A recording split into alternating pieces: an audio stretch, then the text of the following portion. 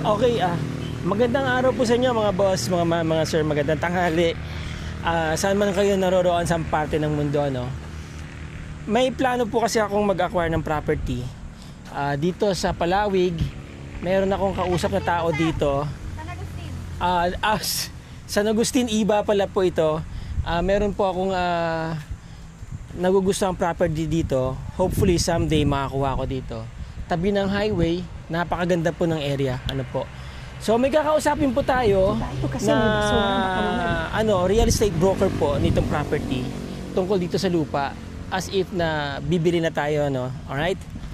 Pero i-describe ko po muna sa inyo itong totality ng area, kung ano yung malapit dito. Mga boss, nasa tapat kayo ng highway, no? From here, papunta po ng downtown Iba or Central Business District is about 5 minutes lang. Nandun na po kayo. And then here, coastal area, mga less than 5 minutes, nandyan na po kayo sa tabing dagat. Kaya napakaganda tong lugar na to.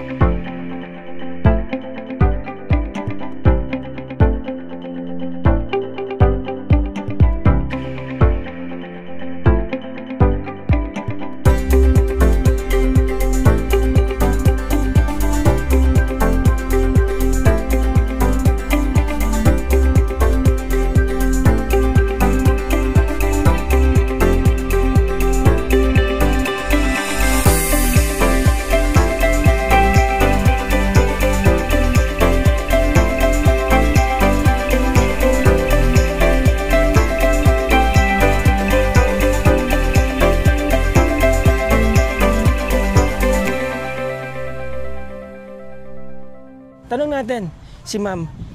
Hello ma'am.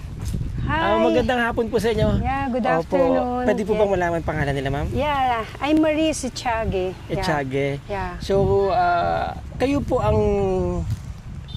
administrator dito? Actually, ako po yung trusted na SPE ng Mercado family. The owner of the property is Mr. Abilino Mercado. Opo.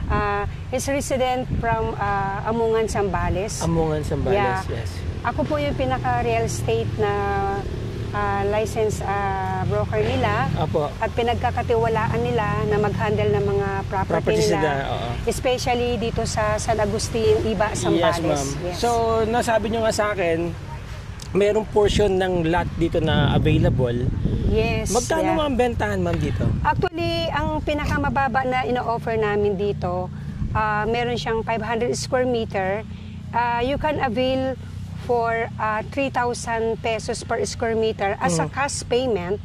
But if you want to get an installment, nasa 3,500 per square meter for installment, 30% down payment, and then payable within 36 months without interest. Wow. Wow, the best Alright, talaga. so Oo. bukas pala pwede na ako magbigay kagad ng ano? 30%. 30%. Yes, oo. Pag bigay ko ng 30%, ma'am, pwede ko na bang bakuran yan? Tapos Actually, ano ba? ang ina-allowed ko po dito, if you will pay the 30% down payment, so magpuproceed tayo sa contract of sale agreement na magmamonthly kayo ng 36 months, and then ina-allowed po namin na pwede kayong maglagay ng mga fence pero hindi po totally na concrete. Pwede po siyang gamitin muna ng mga buho o kaya barbed wire. Pero by its point, meron na po tayong muhon na nakalagay. Yes, Okay, ina-allowed na po namin. pag hindi lang concrete, so kailan po ako pwede magpa-concrete fence? Kapag po na fully paid nyo yung total amount of the contract price of the property, anytime, pwede na pong i-turn over sa inyo yung property at pwede ninyo pong patayuan. Ng bahay? Yes po. So in the meantime, habang binabayaran ko pa, parang layaway. Yes po. Oo, Bago oo. ko. Ma'am, like meron akong pag-ibig, pwede ba to sa pag-ibig o bank financing? Yeah, actually nag-inquire na po ako sa bank financing, especially the PS Bank in Iba, Zambales. So, ang required po dito na mag-avail ng pag-ibig or banking financing, OFW, and then employed, at saka meron siyang 24 months na contribution from the pag-ibig. Sa bank naman, kapag ka-empleyado ka, you have a capacity to pay for the amount for releasing of the bank. Within 7 days or 3 days, approve agad. Approve agad? Yes. Wow, that's nice. Okay. So, pag bank financing, ma'am, pwede ko nang patayuan? yeah, because the bank financing, you have to pay first the 30% equity.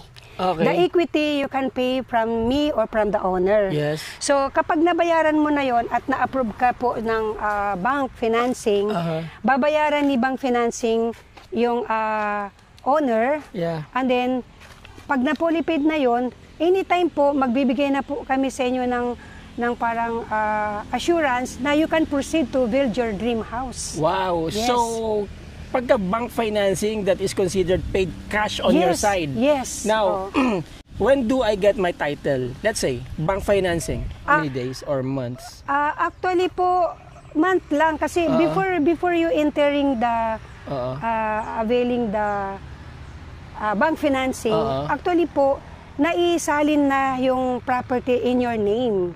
Yeah, Meron lang alright. pong letter guarantee from the bank or from the Pag-ibig Financing na katunayan kayo po ay approved sa housing loan ninyo at si banking, financing at si Pag-ibig ay babayaran yung owner.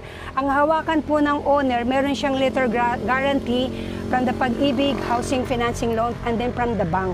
So after that, kayo po yung magbabayad ng installment sa Pag-ibig or sa bank. Para matubos ko yung title? Yes. Hawak na nila yung title, Hawak ibig nila sabihin? kasi yun yung naging collateral ninyo. So I think if I want to be more, feel na safer ang transaction, I would rather go to the bank financing. 'Di ba? Kasi parang may due diligence na yung bank financing, otherwise they're not going to approve yung application mo kung halimbawang alanganin ng property, right? No. Hindi po sa alanganin ng property. If the property is a complete documents, like meron siyang mother title, and then meron siyang tax declaration. Yeah, that's right. So actually, normally approve yun. It depends on your capacity to pay.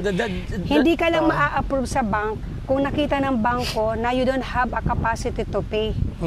Pero what I mean is, ibig sabihin, pag in-approve, granting I have the capacity to pay, pag in-approve yan ng bank, ibig sabihin, safe yung transaction. Yes. Right? Di ba? Makukuha mo talaga, yung title, makukuha mo talaga. Otherwise, hindi approve ni bank yan, wala silang habol dun sa property. Yes, alright. yeah. Okay, ma'am, can you tell me about the key features of this, the benefits of owning a property here? Yeah. Actually, right at this spot? Actually, the benefits of this property, ito na yung pinaka-lowest price in the capital of Iba, Zambales. Actually, nasa provincial road tayo. Yes. Dito dumadaan yung 24 hours na Victory Liner. Going to Manila and going to Baguio City. Oh, alright. Yeah, and it's so very near from all hospital in the Iba town property for 10 to 15 minutes. Okay. So malapit po siya sa mga commercial bank, mga commercial businesses, and then also 100 meters na malapit ka sa beach. Beach, yeah, that's right. Sa likod. Dito. Oo, yeah. Yan, oo. Walking distance. Walking yeah. distance. So, kung So nagkaroon you have ka... both worlds, di ba? Yes. You have the beach and you have the... Yes, oo. You know. At saka malapit din po sa mga elementary school, Okay. malapit din po sa mga college school, high alright. school. Oo. So lahat na po ito na yung pinaka the best location dito sa San Agustin, Iba, Zambales. Oo. Yeah. And I think future projection nitong lugar na to will be prime residential lot, no? Yes, actually dito sa front, Oo. sold out na po ito. Oh, sold out na. Yes. Ay, by the way, ma'am, let's say, sino nagpatambak niyan? Yun na pong nakabili ng property. Alright. Yes. Okay. So may magtatayo po dyan ng 7-Eleven, may magpapatuyo po yan ng commercial building. Talaga? Gasoline station. And then, so Sa this is the side. best time to Yes. position here Ito na. yung good community na nandito na lahat. Oo. Oo, yeah. Kasi mangyayari yun kung halimbawang talagang na-purchase nila yan. So ma'am, Ito pa, good news. Bago ka dumating for siguro mga 20 minutes, hopefully, na may tayo nila yung Mormons charts. Bibili sila ng mga more than 4,306. Kanina dumating yung kanilang team, architect, engineer, tinignan nila yung property. maglalagay ng Mormon church dito. Yeah, dito po. So, By the nakita way, this is sprawling like how many hectares? ito po is sa mga 4 hectares more or less. More or less 4 Yes. hectares. So you're up for grab like 500, 1,000 square meters. Ano Meron po mga kaming ganun. mga inassign na mga square meter na nasa mga 250 square meter. Yung kaya ng Yung budget, pinakamaliit na 250 square meter. 250 square Pinakamaliit, meter. yes, And yung pinakamalaking pwede kong mabili. ang pwede mo lang mabili ngayon na pinakamalaki is nasa 500 na lang. Or gusto mong kumuha ng 1,000, 2,000, 3,000. Tigpa 500 increment. Yes, tigpa 500 na siya. Okay. Meron pa, ang road right of way, ma'am, nito. Meron po siyang naka-assign na road sa bawat block Yeah. or lot ng property. Is 3.5 meters Wide. yung luwag, yes. In Luwag. Yeah. Okay. Oo. So who's going to build that road? Actually, kami na po yun. Kaming real estate. Oo, ang alright. magdodonate ng Ng daan. daan. Yeah, That's yes, nice. oo. Oo. Okay. So, ma'am, by the way, maganda pa yung property. Sa totoo lang, tingin ko, marami na rin sigurong naka-avail dito. Meron pang mga available, di ba, ma'am? Kung Yes, sakasakali. marami Opo. pa. Yeah. So, hopefully, magkaroon tayo ng transaction someday. Yes, Dito, yes. sure. So, Oo, yeah, ma'am, okay. maraming salamat po sa inyo. So, there you go, mga boss, mga ma'am, mga sir. Maraming salamat po. Thank you. Okay, there you go, mga boss, mga ma'am, mga sir. Nakita niyo naman sa drone shot natin, ano? Parang park yung property. Paikot. Now, yung pong highway, wala na pong ano yan. Wala na pong bakante dyan. Sabi nga, nakuha na yan for 7-Eleven gasoline station. Pero yung nakikita nyong kalsada, paikot, meron pa pong mga property, meron pa pong mga portion daw dyan na available pa na pwede nyong makuha. Sabi ni ma'am. As you see, tignan nyo, ang lapit lang. Di ba? Okay, so ito yung nakapaskil yung kanilang yung kanilang dito. What is this? Schematic plan. So yan. No? Parang mapa ng North America. Sa biglang tingin.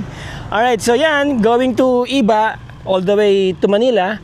Manila is about 5 hours to 6 hours drive from here. Depende yun sa traffic condition, of course. And then, papunta dyan is going to Santa Cruz and Pangasinan. Okay, ito yung property. Ayan, di ba? Maganda. Tapos, meron kayong malapit kayo sa dagat. Alright? So, sa mga interesado dyan, nandiyan po yung aking number sa baba, para ma-connect ko kayo kay ma'am. So, magandang araw ulit sa inyo, mga boss, mga ma'am, mga sir. Till the next video. Ciao.